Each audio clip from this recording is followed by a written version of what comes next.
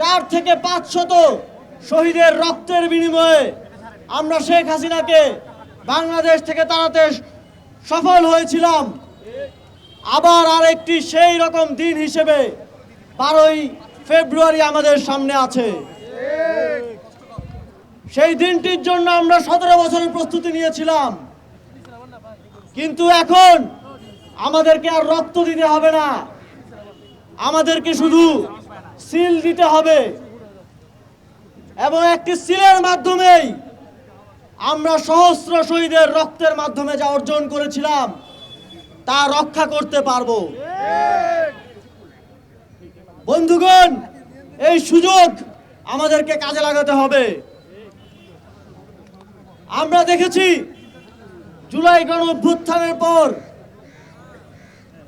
ঠিক 5ই আগস্টের আগে 17 বছর যেভাবে এদেশের মানুষকে অত্যাচার, নিপীড়ন, গুম, খুন, জেলখানায় অত্যাচার করা হয়েছে, তার একটা ডেমো আমরা গত 16 মাসে দেখেছি।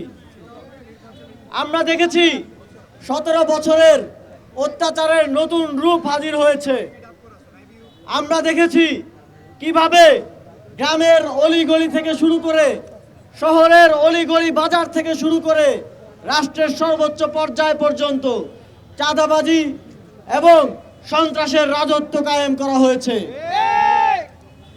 আমরা যদি এই চাঁদাবাজদের, এই সন্ত্রাসদের আর না দেখতে চাই, তাহলে আমাদেরকে এবার রাজপথে নয়, এবার ব্যালটে বিপ্লব সাধন করতে হবে।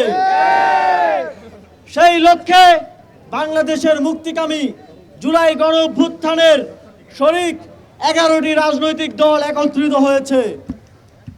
এখন সময় ভোটারদের অর্থাৎ আপনাদের একত্রিত হওয়ার এবং এই জোটকে সাফল্যমণ্ডিত করার।